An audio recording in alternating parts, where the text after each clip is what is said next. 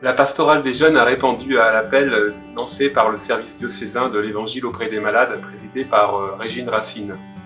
Durant le confinement, une trentaine de jeunes du diocèse de Saint-Claude ou proches se sont engagés à appeler 2 personnes isolées par semaine en maison de retraite ou chez elles. Nous retrouvons Régine Racine qui est responsable diocésaine du service de l'Évangile auprès des malades. Bonjour Régine, pourrais-tu nous expliquer l'origine de cette démarche et le but de cette mission ? Bonjour Cédric, bonjour à vous. Lorsque nous avons compris que tout le mois d'avril nous serions confinés, et les personnes isolées d'autant plus, j'ai pris contact avec toi Cédric, et nous avons défini cette mission. Appeler 1 fois par semaine 2 personnes isolées durant le temps du confinement. C'est la mission que nous avons confiée aux jeunes. Merci Régine. Nous allons retrouver maintenant Mathilde qui est originaire du doyenné de Champagnole et qui va nous parler de son expérience auprès des personnes isolées durant le confinement. Bonjour Mathilde, quelle était ta mission ? Pendant ce confinement, j'ai appelé 2 dames. Tu as un souvenir à partager ? Qui s'appelle Monique, avec qui j'ai bien pu échanger pendant ce confinement. Au début, j'avais pas trop de sujets de discussion, de questions. Puis au fil du temps, j'ai découvert qu'elle était infirmière. Donc c'est le métier que je voudrais faire plus tard. Qu'est-ce que tu retiens de cette mission ? J'ai l'impression de parler avec ma grand-mère en fait. Et elle était assez satisfaite de mes appels. Merci Mathilde, merci beaucoup pour ta générosité et pour ton écoute. On retrouve maintenant Mathis qui est du doyenné d'Arlé. Bonjour Mathis, qu'est-ce que tu retiens de ta mission ? Je trouvais que c'est formidable de l'avoir créé parce que ça nous rebooste, nous, mais aussi les personnes âgées qui, elles, ne peuvent pas sortir comme nous parce que certains sont en fauteuil roulant, d'autres ne peuvent plus marcher tout seuls. Mathis, je crois que tu as vécu quelque chose de fort avec une personne que tu appelais. Alors ça a été juste formidable avec elle parce que quand on s'appelait, c'était des heures et des heures.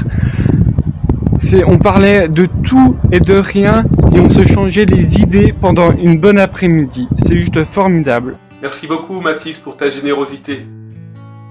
On retrouve Stéphanie qui est du doyenné de Lons-le-Saunier qui va nous parler de sa mission à travers une parole de Mère Teresa. La plus grande des souffrances, nous dit Mère Teresa, est de se sentir seul, isolé, abandonné de tous. Néanmoins, on se rend compte qu'avec un coup de téléphone, pas plus, on peut changer le quotidien d'une personne, on peut être des semeurs de joie. Fanny, qu'est-ce que tu retiens le plus de ta mission ? Une des dames m'a dit « Pendant la guerre, j'ai cousu sur une jupe, la vie est belle. Vous êtes jeune, vous avez de beaux jours devant vous, alors profitez de la vie. » Je la remercie car elle aussi m'a soutenue pendant le confinement. Tu as quelque chose à rajouter ? Je me rends compte que chacun pouvons être des instruments de Dieu, des porteurs et des semeurs de sa parole et de sa lumière. Merci beaucoup Stéphanie pour ton message plein d'espérance. Nous retrouvons Régine Racine qui est responsable diocésaine du service de l'Évangile auprès de malades. Il va nous parler de l'origine de cette initiative. Cette initiative s'inscrit au sein du service de l'Évangile auprès des personnes malades. C'est un service proposé par l'Église catholique. Ce sont les visiteuses, les visiteurs qui cheminent et qui écoutent les personnes malades, les personnes isolées et qui ainsi sont signes de Jésus auprès d'elles. J'ai été très marquée de vivre les différents pèlerinages à Lourdes et de voir cette joie de la rencontre entre les jeunes et les personnes âgées. Et j'avais gardé au cœur ce désir de pouvoir recréer ce lien, mais la question c'était comment ? Vous avez pu entendre quelques témoignages de jeunes sur la mission qui leur a été confiée. Laissons la place maintenant à une personne qui a été appelée durant le confinement par un des jeunes. Bonjour. Alors je tiens à exprimer ma reconnaissance à tous ces jeunes qui ont accepté cette mission. Je leur dis un grand merci de la part de tous les anciens. Vous avez un message pour les jeunes ? C'est très important pour les personnes âgées de voir que des jeunes